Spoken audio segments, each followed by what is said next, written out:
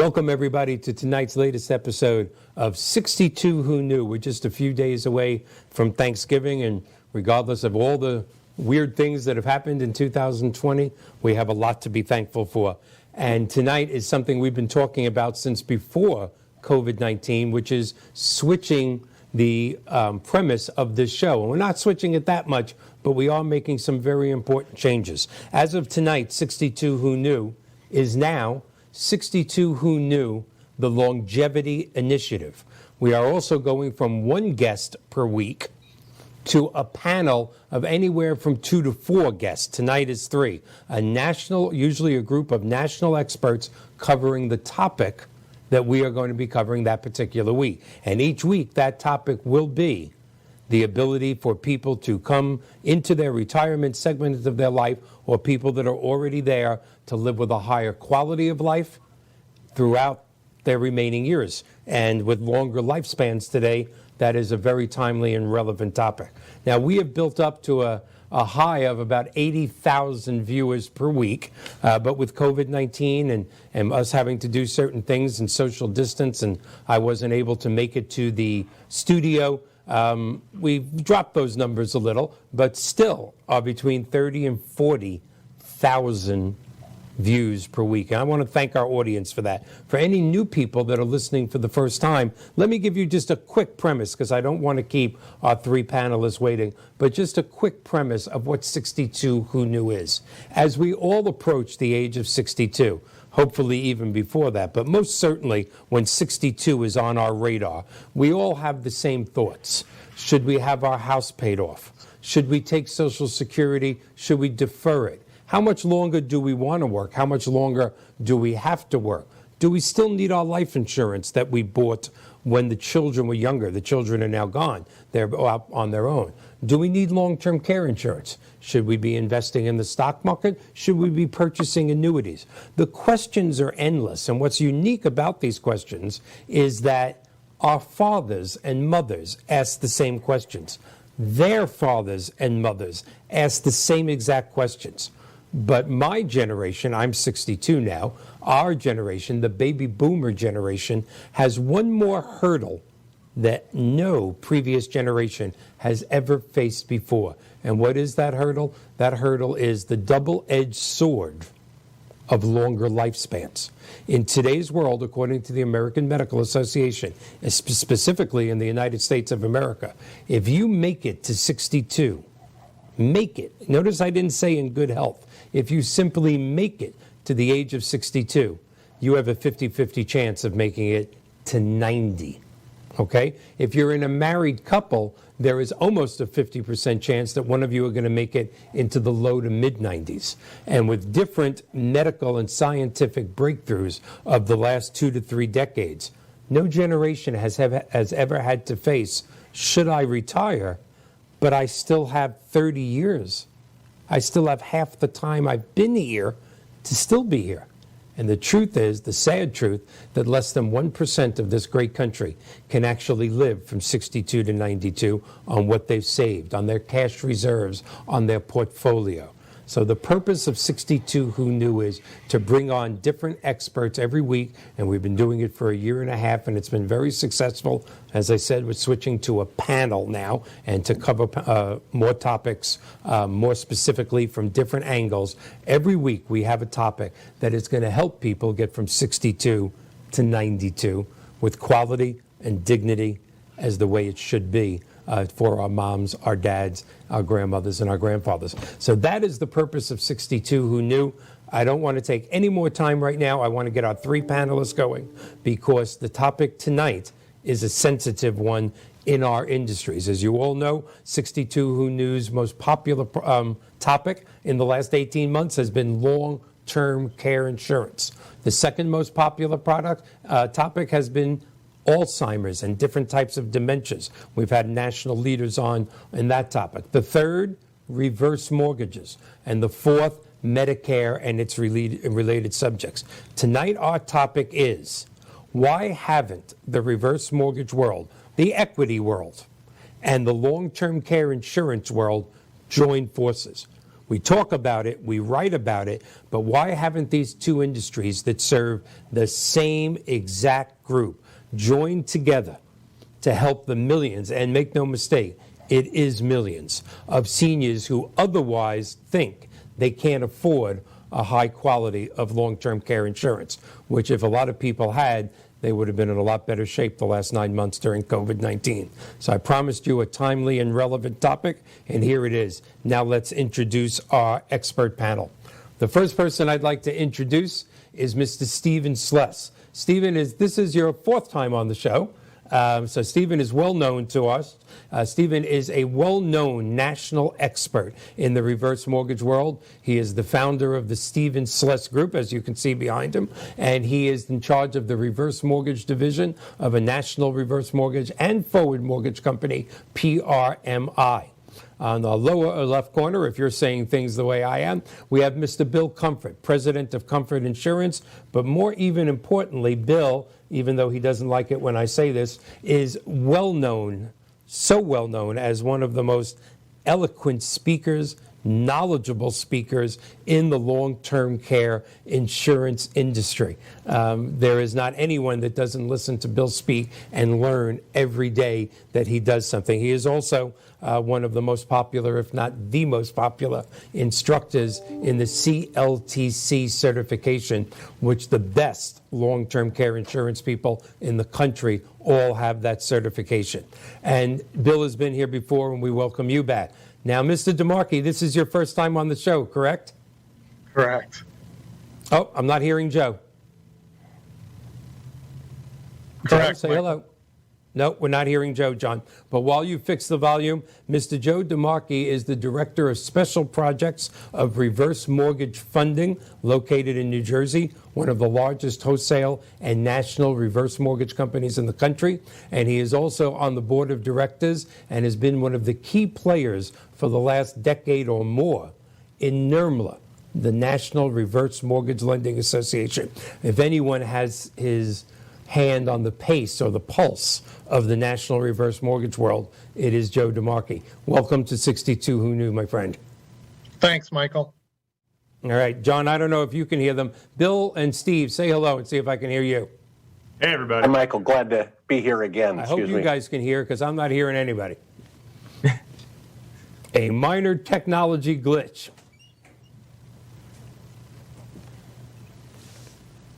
We're good?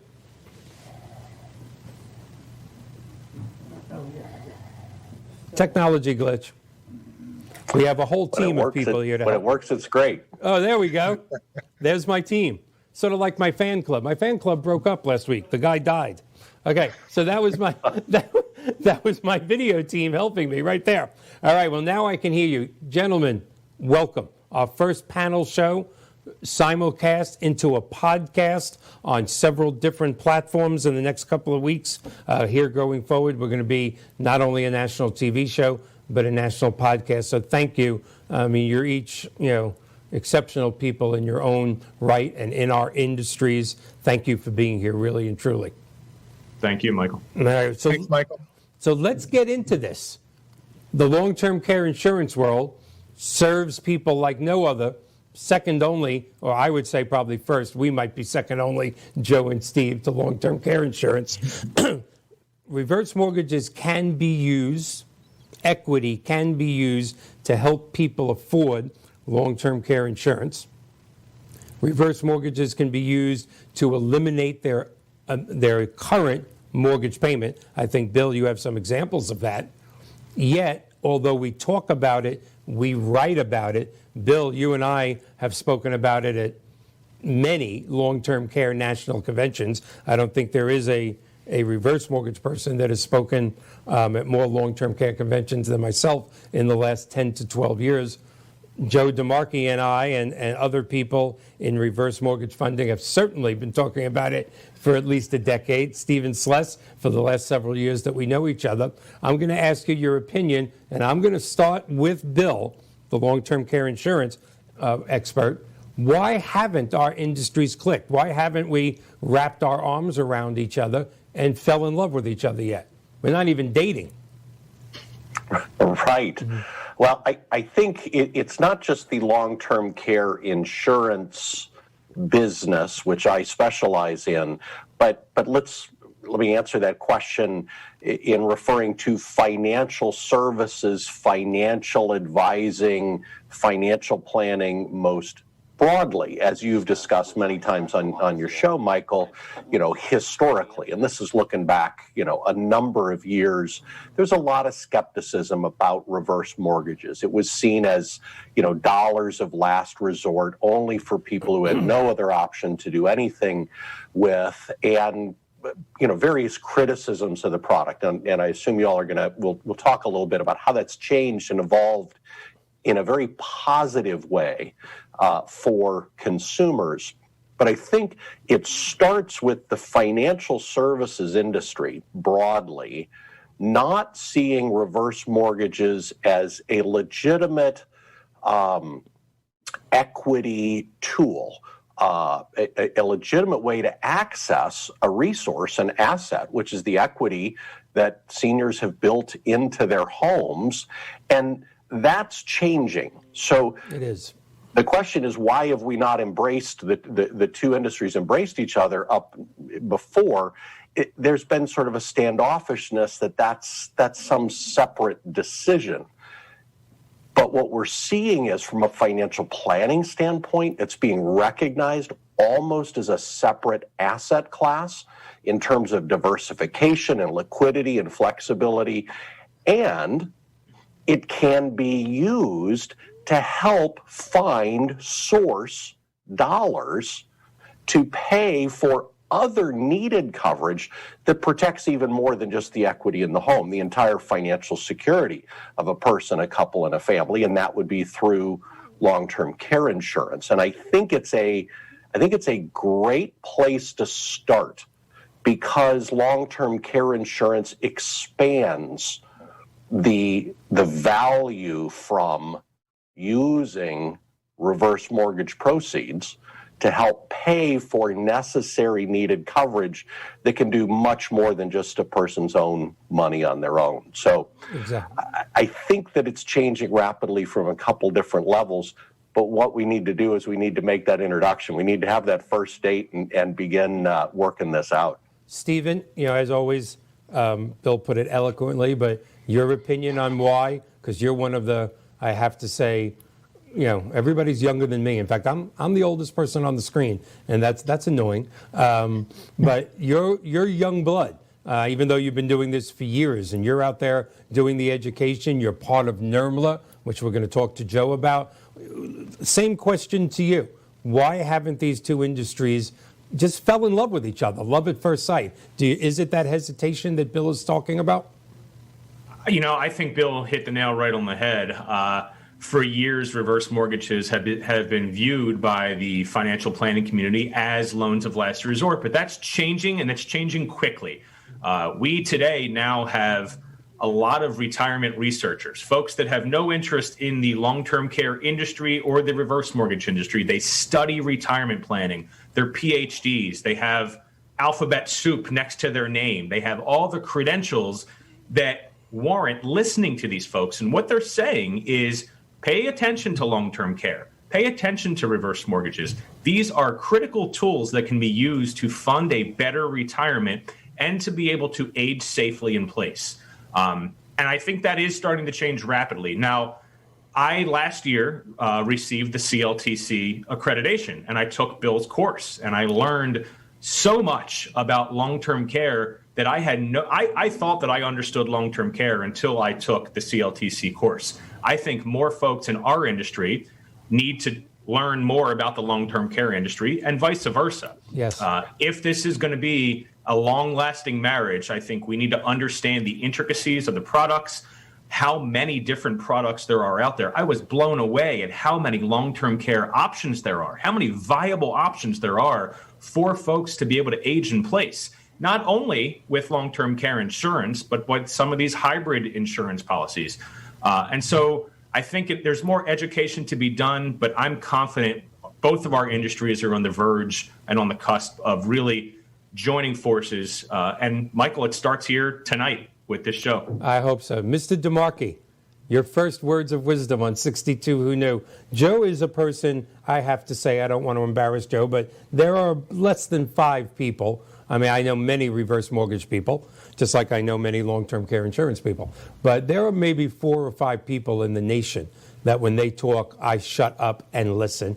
And Joe DeMarchi is one of those people. I have just an utmost respect and admiration for him. What are you seeing, from NERMLA's point of view? Today's Monday. Mike Banner here, and that means I'm tired of my own voice there. Joe, what do you see from NERMLA's point of view, from the national point of view, from our favorite wholesale lender there? What do you see in comparison to what they're saying right now?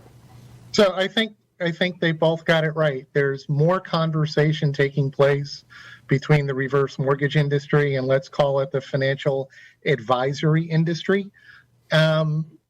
There's been an enormous amount of academic research that has been done on reverse mortgages by the financial planning industry over the past 3, 4, 5, 6 years. To the financial advisors who might be watching and listening, I would encourage you to go to your publications, your trade publications, like the Journal of Financial Planning, and look for those research articles that have already been published by academia on the efficacy of reverse mortgages and how they can help ensure a much higher degree of success for your clients and their retirement plans. One of the things that I've always struggled with since I've been in the banking and mortgage banking industries is why people have an adverse reaction when they think about borrowing money, specifically with a mortgage loan of any kind, whether it's a conventional mortgage or a reverse mortgage. Debt makes the world go round, and people borrow money every single day in our country, whether it's purchasing a new home, whether it's purchasing a new car, whether it's buying groceries and you're swiping your credit card. So debt is an important part of everybody's financial health, and mortgages and reverse mortgages certainly have their place in helping people manage their finances, even through their retirement years. And here's one of my favorite statistics, because people always ask questions about whether or not I should be debt-free on my house when I go into retirement. 2 years ago, in 2018, the University of Ohio State University, recently published a study where over 2.5 million people applied for a mortgage loan of some kind in our country. Mm-hmm. That's amazing. 2.5 million people are borrowing money against their homes who are age 62 or older. So are people borrowing money in retirement? Yes. Are people borrowing money against their homes in retirement? Absolutely. 2.5 million of them. Yes. So people are using debt as part of to improve their overall financial health, whether they need to take money out of their home to do something with, buy a new car, finance home improvements, maybe make their house more appropriate for their age. As we get older, sometimes our health declines a little bit. Maybe you need to make some necessary home modifications to your house so that you can age there and you can live there and live the quality of life that you want to. Or maybe you're just refinancing your debt and you're improving your financial situation because interest rates are low right now. Yes, they are. And you're either lowering your monthly payment or, Michael, maybe you're actually exploring a reverse mortgage to borrow money to improve your financial health and to help you age in place.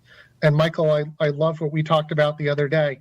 Since the outset of the pandemic, most people in our country who are retired or near retirement are starting to think differently about that old cliche of aging in place. Now it's aging in a safe place. Absolutely.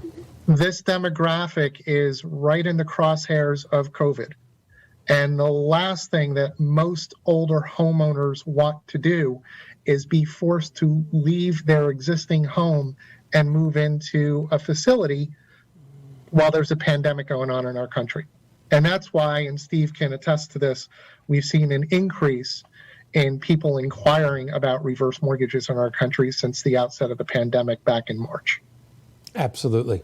Now, I know, Bill, would you like to show a couple of examples? I still have more to talk about with the perception, like you had said, Bill, of the reverse mortgage. We've tried hard, not just Stephen and myself and Joe and help from outside industries like long-term care. We've tried very, very hard to change that perception. And some might say we're doing a good job, and some might say it's like, pushing a wet tissue up a hill. Because we have a lot of detractors out there who still, as wrong as they are, still won't let up. And I'm talking about, let's face it, some large people, and I'm not going to be afraid to mention them on this particular show because we have Dave Ramsey with hundreds of thousands of followers. Dave Ramsey, you couldn't crowd the head of a pin with what Dave Ramsey actually knows about reverse mortgages. But he consistently says they're dangerous and you can lose your house, which obviously you can't as long as you pay your taxes and insurance, which, wow, that sounds familiar. That's like a regular mortgage. Isn't that incredible?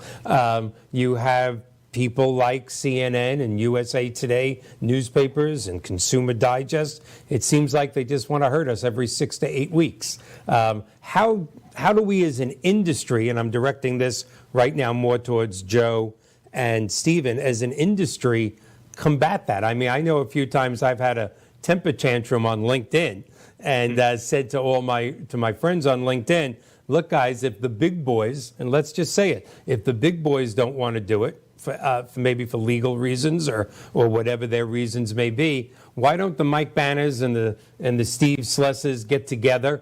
And I've put this on LinkedIn several times. Nobody likes the idea. Each put up $250 or $500, change money, pocket money. But let's have 20 of us do it and take out a $10,000 ad in USA Today that says they're wrong. This is a great thing. How, as an industry, are we going to change that perception? Stephen, Joe?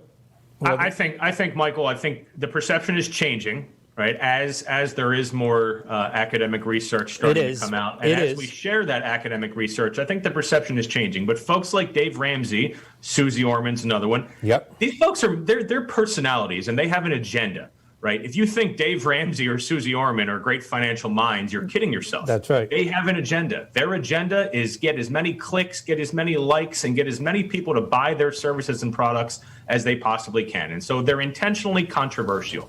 Unfortunately, in doing so, they're harming the people that they claim to be helping so much. Exactly.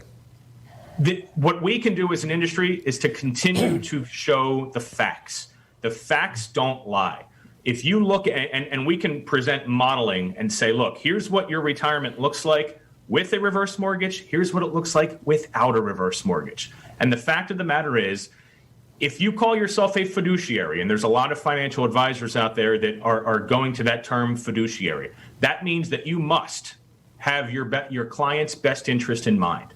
There is no way that you can ignore what's in most cases their largest asset and totally just put off even entertaining or learning about what a reverse mortgage is if you're truly putting your client's best interest first. It's impossible. Folks that are 62 plus, for most of them, the majority of their net worth lies within their home equity. Exactly. The house is a low growth potential asset.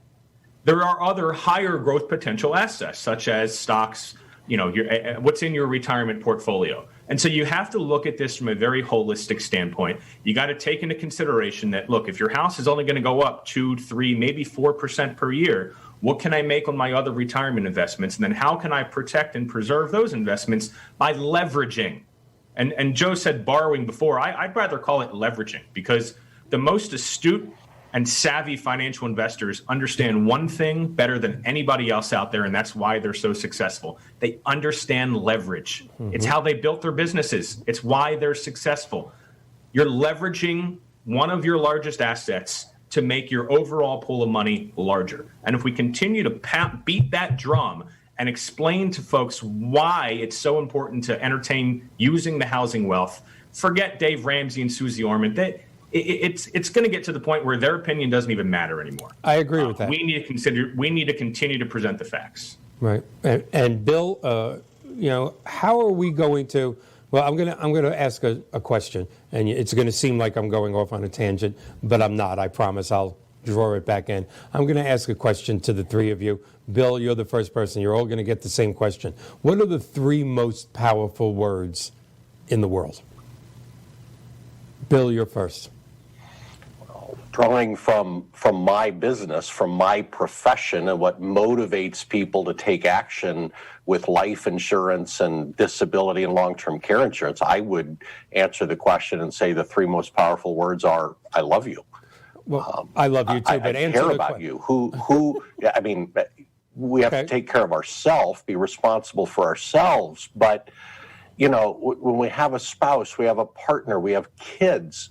These are people that we've invited, in a sense, into our lives and have a responsibility to them as well.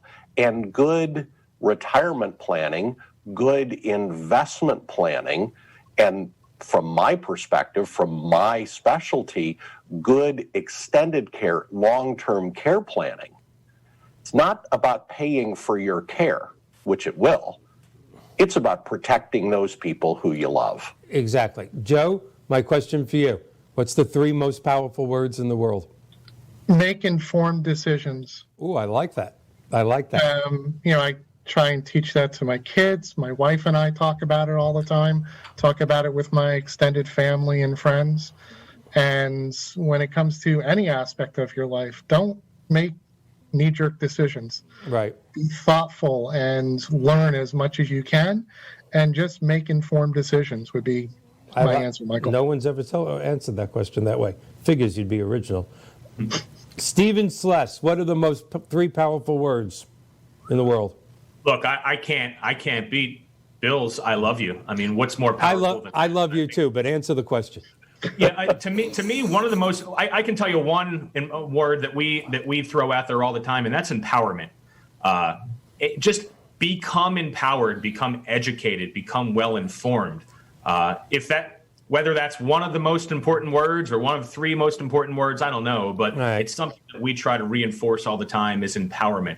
What you don't know can hurt you.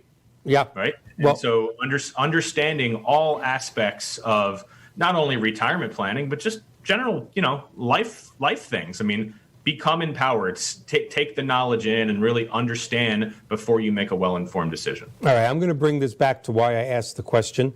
And I'm going to give you my answer to the question. And then we're going to spend just a few minutes on this topic again of changing what people think about us. And then we're going to go on to the more positive, giving examples and talking about how we can really help millions of seniors have a better life.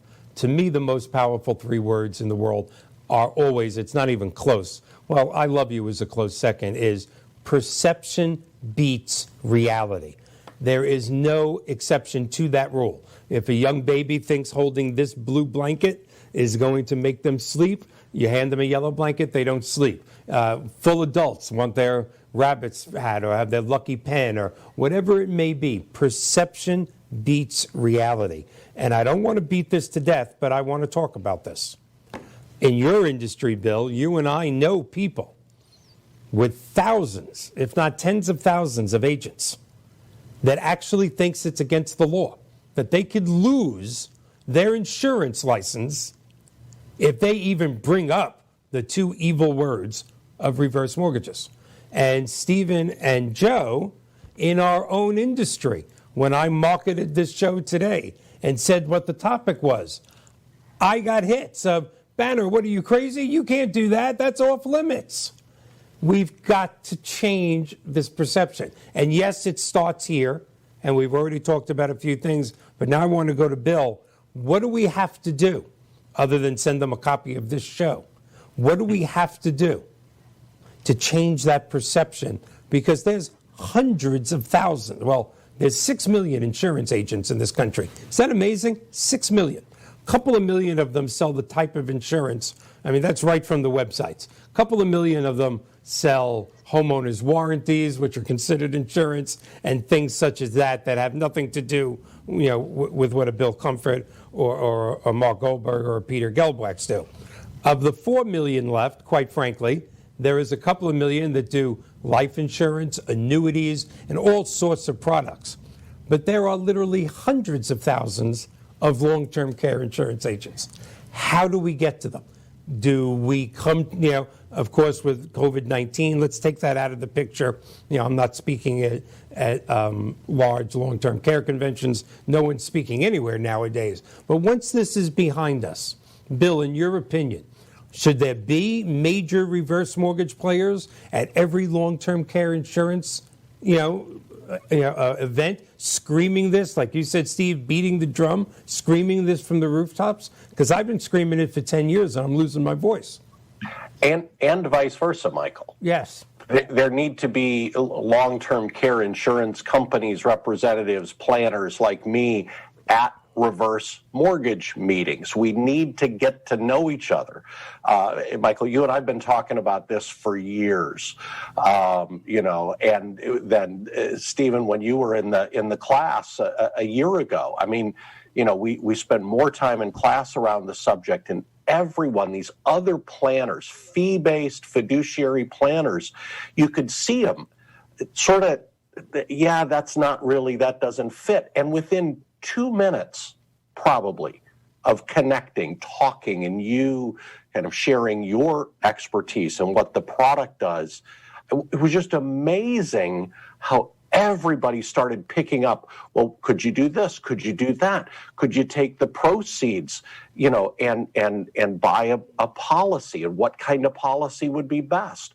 And we just have to start doing that. So, we need reverse mortgage people at long-term care insurance conferences and vice versa. What we need more than anything else, and this is one of my mantras, is too many agents and financial advisors up until now have pretty much waited for people to ask to buy long-term care insurance. Yes. To say, okay, we just put mom in assisted living after taking care of her at home for 4 years and it about wrecked the family and all our relationships. I guess we better look at this. Well, what has to happen is good agents, good advisors have to bring the subject up. And guess what? It's a hard conversation. This hit me this morning. I posted something on LinkedIn and I was relating that it's a hard conversation because it's emotional. Mm-hmm. Nobody wants to think about getting old and needing care. But if you don't have a plan, if you don't have the funding to pay for care, it literally will wreck everything else. And here's the little play on words that hit me this morning is, yes, it's a hard conversation, but it's a heart conversation. I like that. And planners need to be connecting with what's important to their clients and how do we solve these problems. Now, and I believe that most agents, financial planners, advisors, fee-based, however, fiduciary, whatever labels are out there, most of them really do care about what's best for their clients. I agree with that, absolutely. But we have to get them past their conventional wisdom, which is not wise, both on long-term care insurance and reverse mortgages. And holy cow, what if we could start to find ways to pay for more coverage for folks without it compromising other lifestyle issues? So I think it's happening. Yep. The insurance industry has to see reverse mortgages as the powerful, flexible tool that it is. And the reverse mortgage industry, I think, broadly has to be open to our clients, our mortgagees, have to be able to use this money that they get any way they want to, not just to remodel the house or pay a bill here or there because they don't have any money anywhere else. That's exactly right. Joe, from a huge wholesale lender, well, of course, you're a huge retail company as well. What do you feel about that perception or the concept of a large lender attending long-term care? I mean, you and I had a ball at an in-home care show several years ago. But what about a large lender taking part in long-term care events throughout the country? Is it time? Of course we should. Of course we should. We're serving the same demographic. And the more that folks like Bill and his peers understand what we do, and the more that Stephen and I and you understand what their industry does, the better off we're all going to be. At the end of the day, we're trying to provide financial products and services to a growing demographic in our country who needs or wants something. And it's funny, Michael, you and I have talked about this before. I've been a banker and a mortgage banker now for my entire career, which is longer than I want to admit, but coming up on 35 years. And I've never seen a more brilliantly designed residential mortgage loan in the country than a reverse mortgage. So true. At the same time, it is also the one that is most misunderstood. Yep. And we need to teach people, like we're doing today, right now.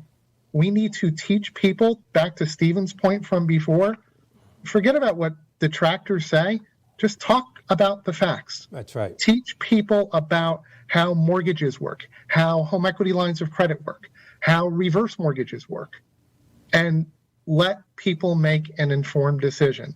Let folks like Bill and the financial planning community learn the facts about all types of residential mortgage loans, and they'll help their clients make informed decisions.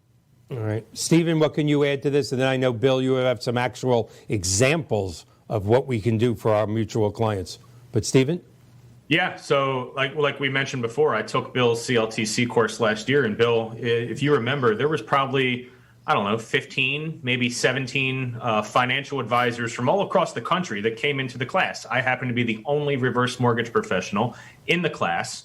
And in talking to them and in having conversations with them in the class and both out of the class, grabbing a bite after the class and just talking about what each other, how we help each other's clients, I got, 5 or 6 referrals. And these were folks that would have never been helped the way that they were helped if not for us joining forces and me engaging with your community and your community, accepting my conversation about reverse mortgages. Because if you remember, when I first started talking about reverse mortgages, everybody was on the front of their seats. And by the time I got done, they were on the back of their seats. They're like, you know what?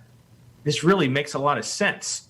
To Joe's point, there is no mortgage product in the country, in any other country, that I can think of that has the flexibility of a reverse mortgage, that provides everything that a reverse mortgage provides in liquidity, accessibility, and flexibility. And it is the safest mortgage product on the market today because it's federally insured. It's the most heavily regulated mortgage product that there is, hands down, and it's not even close. These are safe financial tools that are not designed to be a loan of last resort, that are meant to be used as a strategic tool to help fund a better retirement, to help free up funds for long-term care, to help our clients age in place. And it is time. I know we talked about it starting tonight. We're working on pushing out a lot of content. We're developing shows just like you are, Michael, video series, podcasts. I think both long-term care industry and the reverse mortgage industry, I think we've dropped the ball when it comes to marketing directly to the consumer. We can't rely on business-to-business relationships. The message has to get out to the consumer. These are all safe products. Now, I'm not saying that a reverse mortgage is for everybody. I'm not saying long-term care insurance is for everybody. But they are for a lot of folks who wouldn't think they are for them. And They need to get educated, but they're not going to get educated unless they have a wide array of education provided to them. Absolutely. When you and Joe, I know this is going to sound weird, when you and Joe talk about that it's the best designed mortgage, in the country. As weird as this sounds, I swear it gives me the chills because it is. And it truly is. And it's the most misunderstood. It's surrounded by half-truths and misinformation. And I hope before I retire, we have a small hand in changing that perception. But Bill, I know you have some actual examples for us. So I do, but I want to turn the questioning around a little bit because I want to raise the question that it's one of those perceptions in my industry, and I think in yours as well. So before we look at some examples of what could be done, just as an example, let's get right on the table right now and answer to this question. And, Joe, maybe start with you from the top down. Can a consumer take a reverse mortgage in whatever payout form it might be, just generally, and use those proceeds or use the extra financial flexibility they have to purchase other financial products? In this example specifically, can they use the reverse mortgage to buy long-term care insurance? Is that allowed? Of course it is. The only issues for the reverse mortgage industry, and answering your question, Bill, is that there's a regulation, there's a law that says that Stephen, picking on Stephen because I can see him, Stephen can't be compensated for the sale of the reverse mortgage and the sale of the other financial or insurance product. As long as Stephen the same is for not me. I acting can't as, both make an as a insurance salesman. commission and a reverse mortgage. Right. Exactly. Yeah. But can Stephen refer a client to you or you to Stephen, and Stephen originates a reverse mortgage, and you secure a transaction regarding LTCI?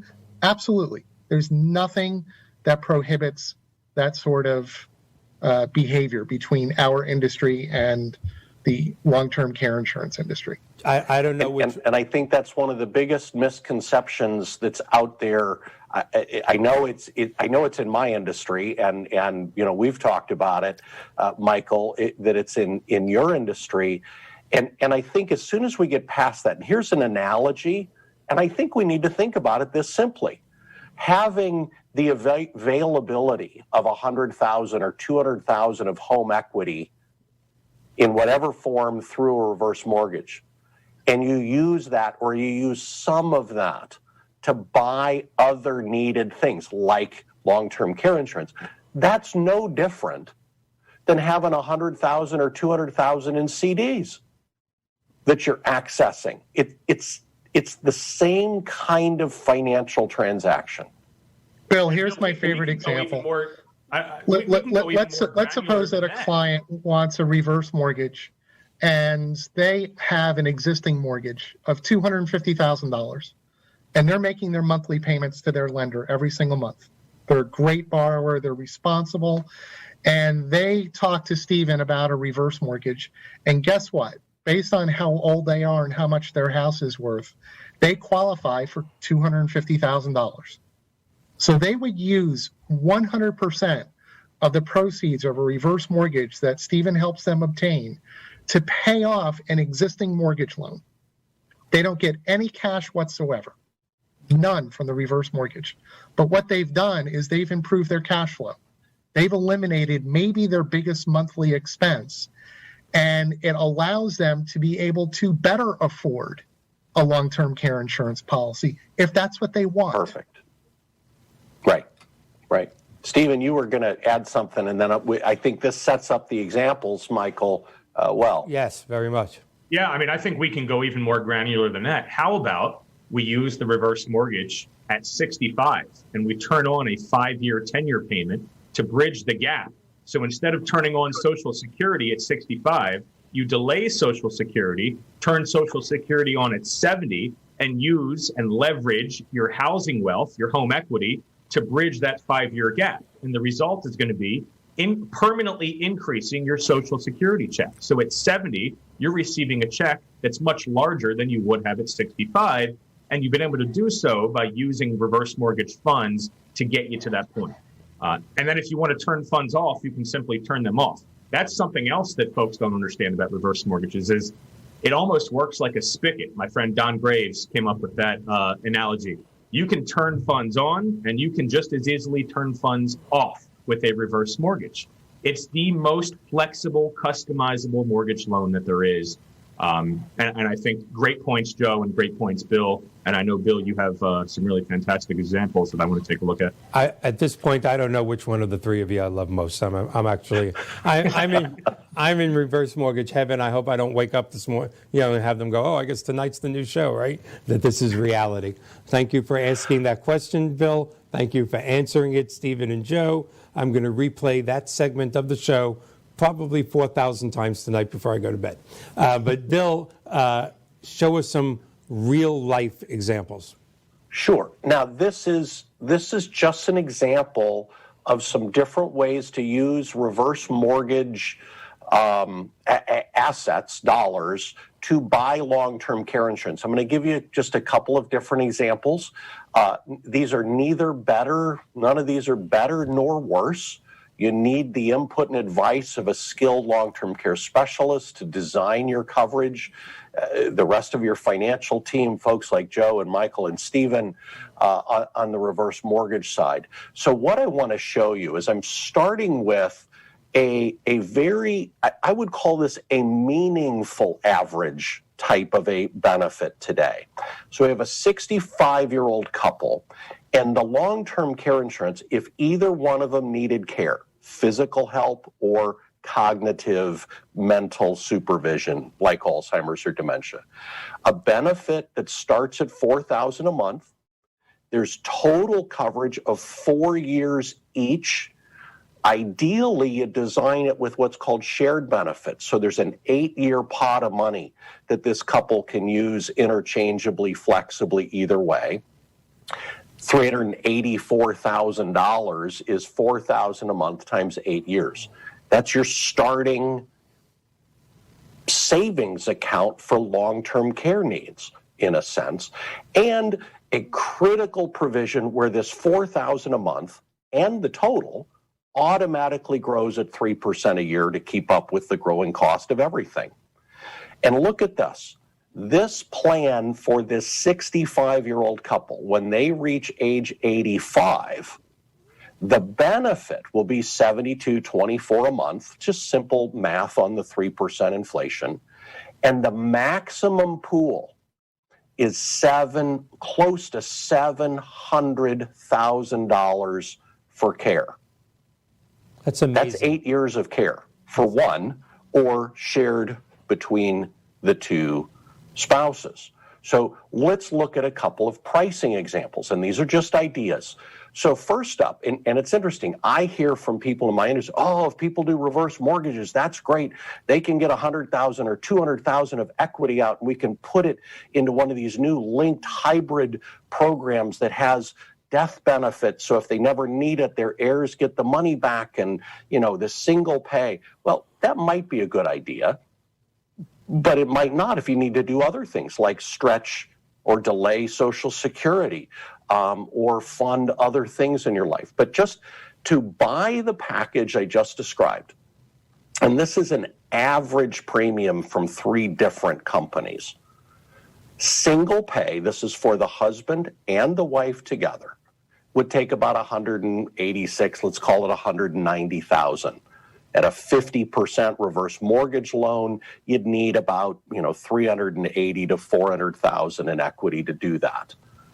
But you'd be one and done. You'd be paid up. And there's about 200,000 of total death benefits if neither spouse needed care. So this is one idea. You could also pay for it for life, $15,000 a year, or about $1,200-1,300 a month. So Joe, your idea, or forget in the conversation, use the reverse mortgage to pay off your first mortgage. And if your principal and interest, let's say, was $1,500 a year, you're not making that payment anymore. A month. So, a month. Yeah, correct. $1,500 a month. Well, you can afford this premium on a monthly basis without having to commit the capital. But look at this. and this is unfairly received a lot of bad press, and a lot of people are dismissing it, and they should not. And that's what we call just traditional long-term care insurance. So no cash value, no death benefit. You just buy the pure long-term care insurance. See, let me go back. You're paying for the death benefit here. You're paying for cash value. Yes. Maybe you don't need that. Maybe what you need is just the long-term care insurance. So the exact same design, the exact same care benefits that would cost $1,300 a month with a hybrid plan only costs about $640 a month with a traditional policy. Now, so Joe, let's use your example. Couple pays off their first mortgage with the proceeds from the reverse mortgage, and they now have $1,500 a month in principal and interest they don't have to pay. They do. Michael, you always are good about reminding folks you still have to pay your taxes, property taxes, and insurance and upkeep. But if you had $1,500 a month, you can buy excellent long-term care insurance. Let's just call it $640, $700.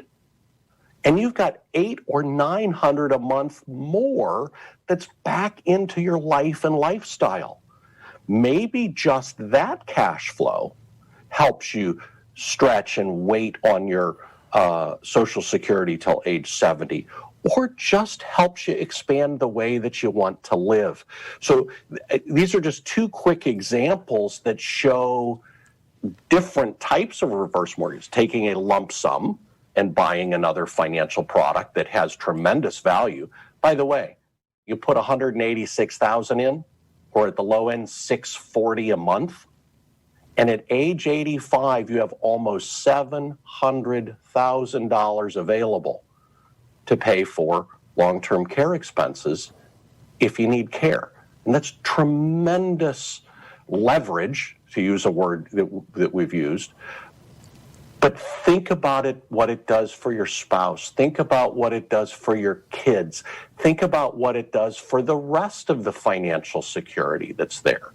So those are some examples, and I think we've got another whole show probably waiting in the wings, Michael, about, ethically, where do you draw lines and measure what's best. But you know what? At the end of the day, we can't draw general conclusions. It's client to client, family to family, planners and specialists like those of us on this call that will work it out. But it's available, and I think that's really exciting. And I want to just throw something out quick before Joe and Steve put in their opinion. This will be another show, and probably one or two of the three of you, I hope, will be on this show when we bring on a Medicare expert. It's a totally different topic, but if they were to use $600, $640 of that $1,200 to $1,500 payment that we just eliminated with a reverse mortgage for long-term care insurance, and since your example was for two 65-year-olds, if they use the other $600 or less for two med sup policies from mom and dad, they are now literally set for life of never having to hand out a penny and never worrying about. Let's face it, this is the first pandemic in our lifetime. So I don't want to be one of those salespeople that goes, oh my God, what if there's another one? What if this one gets worse? I'm worried about that. But just for every reason, cancer, female cancer, man cancer, prostate cancer, cervical cancer, breast cancer, these are things we live with now, and they have a cure rate. That's one of the good things about the baby generation. They have a cure rate higher than ever before. But to use a term from your industry, Bill, they're getting their, what is that term? They're getting their premiums while they're on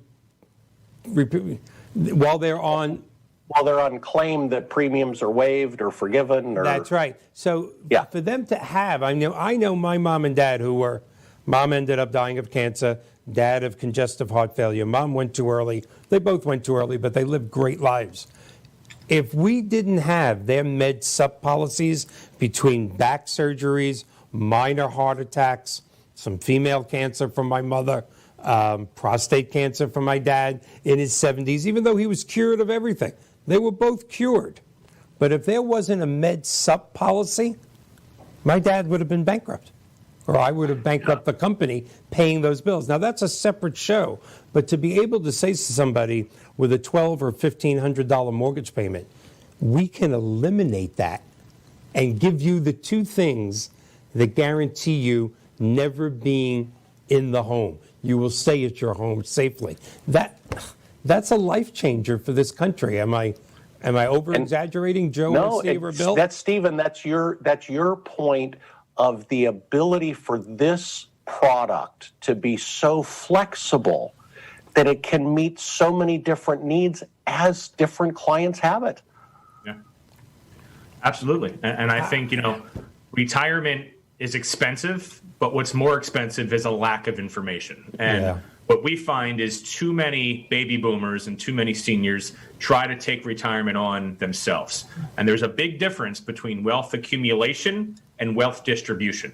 Now having to understand how much you can draw safely, how to pay for long-term care. What if something goes wrong in the house? Are you covered for that? Medicare is a whole different subject. So there's a lot of information to take in, but there's great professionals out there. Reach out to one of us or reach out to anybody in your local market and become empowered. That's my best point of advice that I can give as we try to wrap it up here. Well, you know what? If it's okay with you guys, I'm going to say this very quickly. We have 30 seconds left in the TV show, but since we're transferring to a podcast, the TV audience, if you'd like, because we're having a good conversation, I don't want to rush it right now. I don't expect you to be here for hours more, but when the TV show ends, we are going to continue on Facebook and on several other platforms. So to our TV audience, thank you very much. Thank our panelists, but we are going to continue on. Go to Facebook, go to Facebook or YouTube, and you can see the continuance of this because we're not stopping till we're done.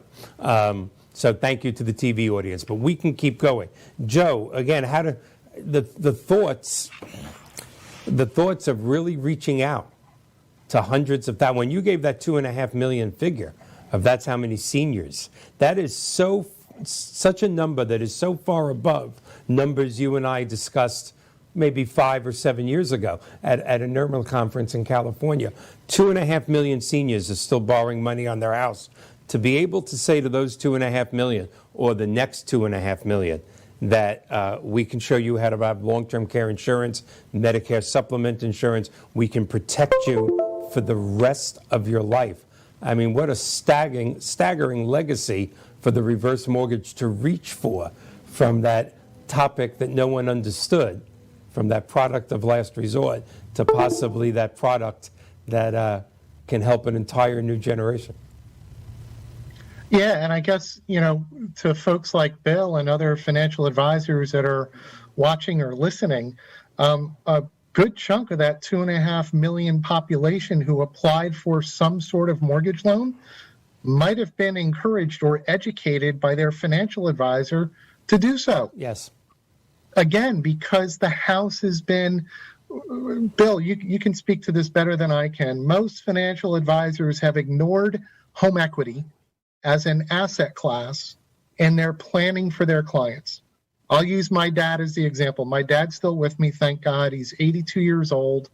And I remember when I was growing up as a kid and I started to learn about financial matters that he always told me what he was taught. You work hard, you save during your working years, and then you spend down that money during your retirement years. And the fact of the matter is, because we're living longer, that most people haven't saved enough. If you're going to get Social Security, which most people do, if you're lucky enough to have a pension, which not most people do anymore, that traditional three-legged stool that my dad taught me about, Social Security, your savings, your pension, those are going to carry you financially through retirement. Not when we're living so much longer, Michael. And those statistics you gave at the top of the broadcast were incredible. You have a 50% chance of living till age 90 if you are 62 years old today.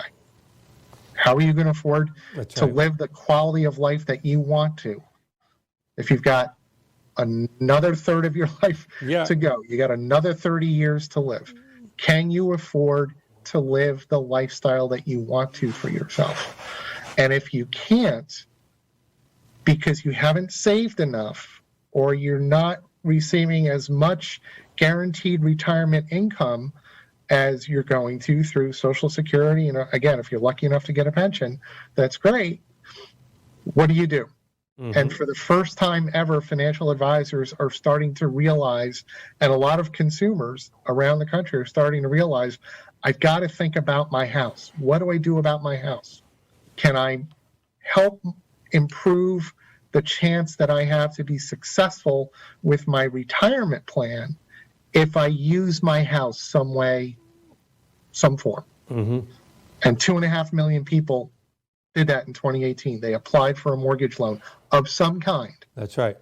To help improve their financial situation. Yeah, and although we have spent a great deal of the show talking about reverse mortgages, let's not forget, correct me if I'm wrong, Bill, but your real target audience, or I should say the smartest time, which I wasn't smart enough to do, and so that ship has sailed, is actually to buy long-term care insurance in what, in your mid-50s, or am I close to reality there, where we can do it? That 55 to 60 is sort of the sweet spot of pricing, health for insurability, and the other big commitments are done or almost done, particularly putting kids through college.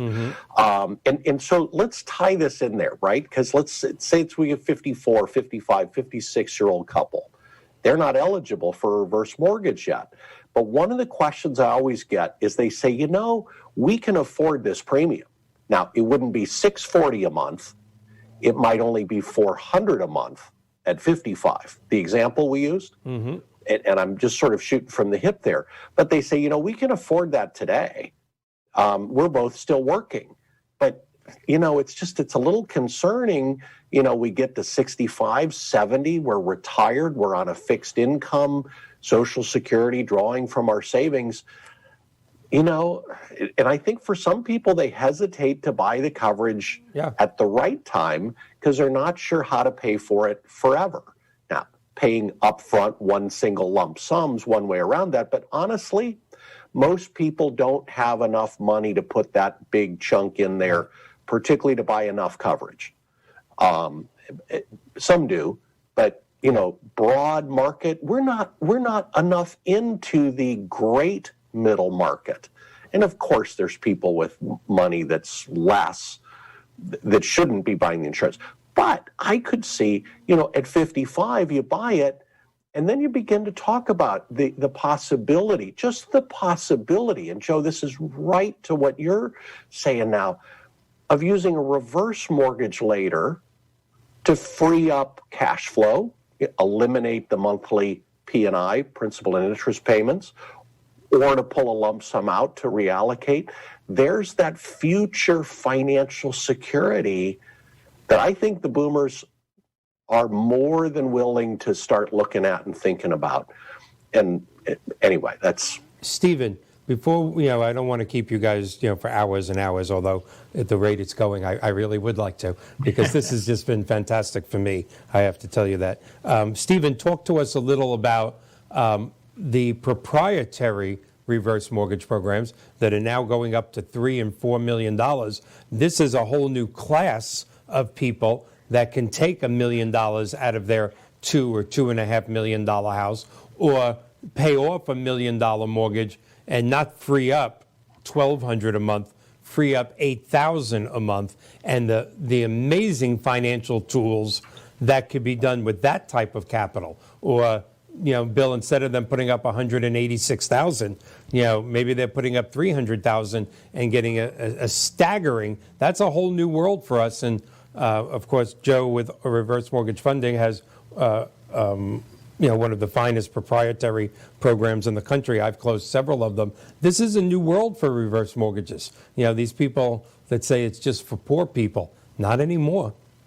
Well, because that goes back to the point of leverage, Michael. What these folks understand, and we just closed a jumbo reverse mortgage a couple months back for a guy in Boca Raton, Florida, right in your state, Michael, $4.5 million home, completely free and clear of any mortgage. Now, why in the world would somebody with a $4.5 million home and no mortgage take out a reverse mortgage? You would think this guy's crazy. This is what the most astute and savvy investors understand better than anything else. It's leverage. He's like, Steve, why wouldn't I leverage this equity?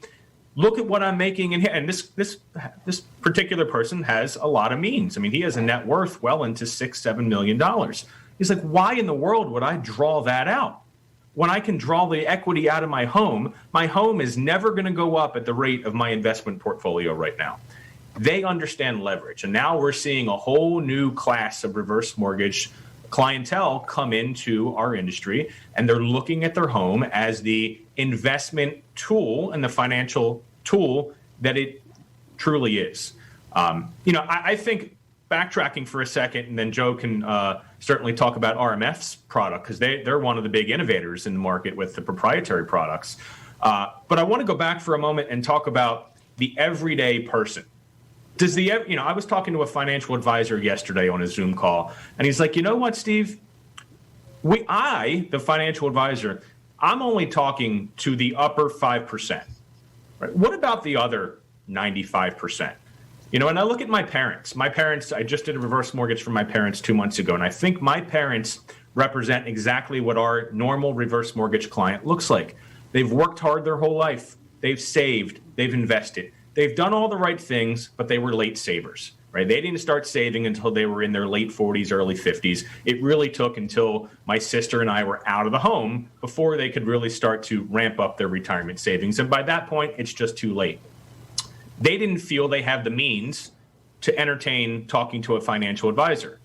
They've always been DIYers. They've just done it on their own, and they've gotten to this point where now it's time to start talking about retirement. My dad is almost 70. He's going to be retiring soon. And my mom, she's just not long for the job that she's doing any longer. At some point, sooner rather than later, they're going to need to retire.